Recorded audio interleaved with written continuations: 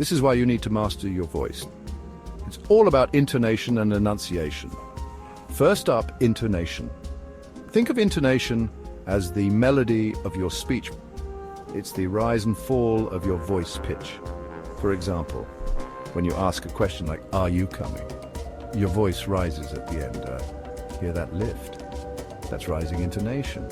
Now, let's talk about enunciation. Enunciation means pronouncing your words clearly. Imagine you're saying, "I'm going to the store." If you mumble, it sounds like "I'm going to this store." Not very clear, right? To improve, practice speaking slowly and exaggerate the sounds at first. Try this. "I'm going to the store." Notice the difference. These techniques take practice, but they're game changers for public speaking. Remember, it's not just what you say, but how you say it.